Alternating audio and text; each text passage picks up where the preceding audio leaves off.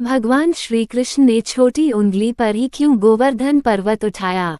वैसे तो सभी जानते हैं कि भगवान श्री कृष्ण ने गोवर्धन पर्वत को इंद्र के अहंकार को तोड़ने के लिए अपनी उंगली उठा लिया था।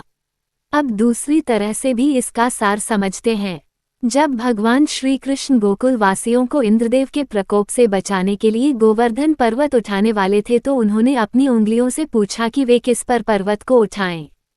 सबसे पहले अंगूठा बोला, मैं नर हूँ, बाकी उंगलियां तो स्त्रियां हैं, अतः आप पर्वत मुझ पर ही उठाएं। फिर तर्जनी बोली, किसी को यदि चुप कराना हो या कोई संकेत करना होता है तो मैं ही काम आती हूँ, इसलिए आप केवल मुझ पर ही पर्वत उठाएं। इसके बाद मध्यमा बोली, सबसे बड़ी होने के साथ साथ शक्ति भी रखती हूँ, अतः आप पर्वत मेरे ऊपर ही उठाएं।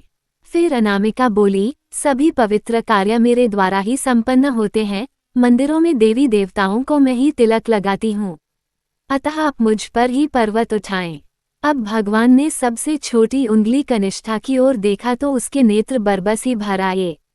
वह भरे नेत्रों के साथ बोली, भगवान, एक तो मैं सबसे छोटी हूँ, मुझमें कोई गुण भी नहीं है, मेरा कहीं उपयोग भी नहीं होता, मुझमें इतनी शक्ति भी नहीं कि मैं पर्वत उठा सकूं।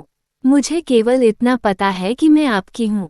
छोटी उंगली की बात सुनकर भगवान श्री कृष्ण प्रसन्न हो गए और बोले, कनिष्ठे, मुझे विनम्रता ही तो पसंद है, यदि कुछ पाना है तो विनम्र बनना पड़ेगा। तब श्री कृष्ण ने छोटी उंगली को सम्मान देते हुए उसी पर गोवर्धन पर्वत उठाया।